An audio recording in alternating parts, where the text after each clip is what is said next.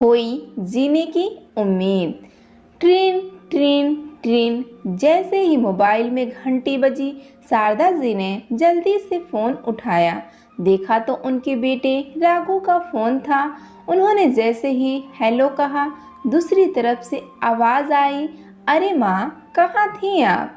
कब से फोन कर रहा हूँ आपको, और एक आप हो जिसे फुर्सत ही नहीं है। कहाँ पर इतना व्यस्त थी? आखिर काम ही क्या है आपको और पापा को?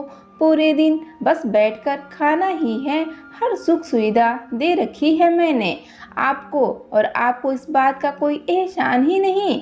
आप दोनों के पास तो वक्त ही वक्त है, लेकिन मुझे तो इतना काम रहता है कि सांस लेने की भी फुर्सत नहीं है। अगर आप आगे से ऐसे ही फ़ोन नहीं उठाओगी तो फिर मैं फ़ोन करना भी बंद कर दूंगा। मेरा समय बहुत कीमती है। राघव एक सांस में सब बोलता चला गया। उसने शारदा जी को तो बोलने का मौका ही नहीं दिया। बस वो तो सिर्फ इतना ही कह पाई, नहीं बेटा, फ़ोन करना बंद मत करना। आखिर ये फ़ोन ही तो हमारे जीने का सहारा है। तुम्हारी आवाज़ सुन लेते हैं तो बुढ़ापे में जीने की उम्मीद जगी रहती है। आगे से मैं ध्यान रखूंगी।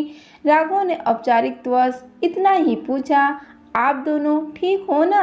शारदा जी कुछ पूछती या कहती उससे पहले तो उसने फ़ोन को भी काट दिया। बेचारी शारदा जी हर बार की तरह हेलो हेलो ही करती रह गईं। शारदा जी के पति बिहारी जी जो सोफे पर बैठकर टीवी देख रहे थे, उन्होंने बोला, क्यों तुम उसे भूल नहीं जाती हो? वो अब कभी वापस नहीं आएगा। उसे हमारी कोई परवाह नहीं है। अरे भाई, अब वो विदेश में रहता है, इतना पैसा कमाता है, उसे अब हमारी कोई ज़रूरत नहीं है। वो हमें पैसे भेजकर अपना फ़र्ज़ पूरा कर देता है। अब उससे और कोई आशा मत रखो। बिहारी जी बोले, शारदा, हमारा राघव कहीं खो गया है और अब हम उसे चाह कर भी नहीं ढूंढ सकते हैं। वो हमसे दूर चला गया है। हर बार की तरह शारदा जी ने राघव का पक्ष लेते हुए कहा कि आप भी ना कभी अपने बेटे के प्यार को समझ नहीं सके। अरे, ऐसा कुछ भी नहीं है, कहीं नहीं खोया है मेरा राघव। देखना, एक दिन वो वापस ज़रूर आएगा। और सही तो कह रहा था वो, हम दोनों के पास तो समय ही समय है, लेकिन वो तो काम की वजह से व्यस्त रहता है। मेरी ही गलती थी जो मैंने फ़ोन समय से नहीं उठाया, और अभी भी वो तो फ़ोन रखना ही नहीं चाहता था। ये तो नेटवर्क की वजह से फ़ोन कट गया। बिहारी जी बोले, हाँ, शायद हर बार नेटवर्क की वजह से ही फ़ोन कट जाता है। उन्होंने मन में सोचा, ये बात बिल्कुल सत्य है कि एक संतान माँ पिता के त्याग और प्यार को भूल जाती है, किंतु माता पिता अपनी संतान को प्यार करना नहीं भूलते। वो आजीवन उसकी सलामती की दुआ ही करते हैं, जिस प्रकार शारदा जी राघव की परवाह करती हैं।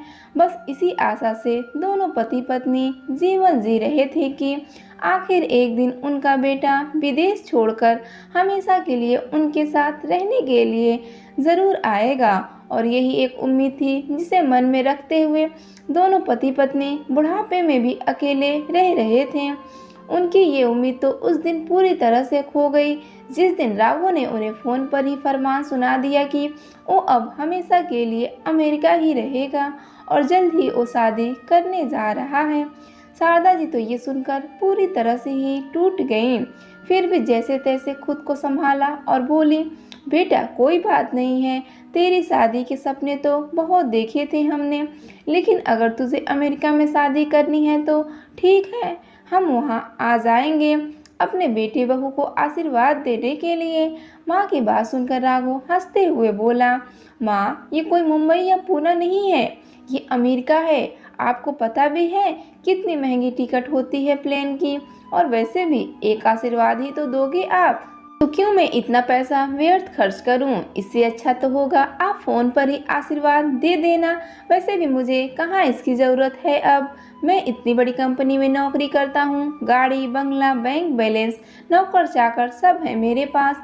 आप दोनों की यहाँ कोई ज़रूरत भी नहीं है। और फिर उसने फ़ोन काट दिया और उस दिन के बाद से कभी वापस मुड़कर अपने माता पिता को एक बार नहीं देखा। राघव ने उस दिन न केवल अपनी जिम्मेदारियों से मुंह मोड़ा, बल्कि उसने अपने माता पिता की जीने की उम्मीद भी उनसे छीन ली थी। वक्त और बाहरी दुनिया की चकाचौंध में उनका बेटा तो पहले ही कहीं खो गया था, लेकिन आज उनके जीने की वो आखिरी उम्मीद भी खो गई थी। राघव ने ऐसा करके न केवल अपने माता पिता के जीने की उम्मीद उनसे छीन ली, बल्कि हर उन माता पिता को ये सोचने को मजबूर कर दिया कि क्या उनका अपनी संतान को उच्च शिक्षा के लिए बाहर भेजना उचित है। अपने जीवन की एक एक पाई जोड़कर वो अपने बच्चों को पढ़ाते हैं, उनके भविष्य को संवारते हैं, उन्हें इस काबिल बनाते हैं कि वो समाज में खड़े हो सकें। और बड़े होने पर जब वही संतान उन्हें एक रद्दी पेपर की तरह तोड़ मरोड़ कर फेंक देती है, तो उस दिन सिर्फ वो ही नहीं टूटते, बल्कि उनके साथ साथ वो उम्मीदें भी टूट जाती हैं जो उन्होंने बच्चे के जन्म से ही बुननी शुरू की थी। उनके वो सारे सपने चकनाचूर हो जाते हैं जो उन्होंने अपने बच्चों के साथ मिलकर देखे थे, और साथ ही खो जाती है जीवन जीने की वो उम्मीद जिसके भरोसे उन्होंने अपने बुढ़ापे से लड़ने की सोची थी। आज की कहानी कैसी लगी? कहानी अच्छी लगी तो वीडियो को लाइक और चैनल को शेयर और सब्सक्राइब करना ना भूलें।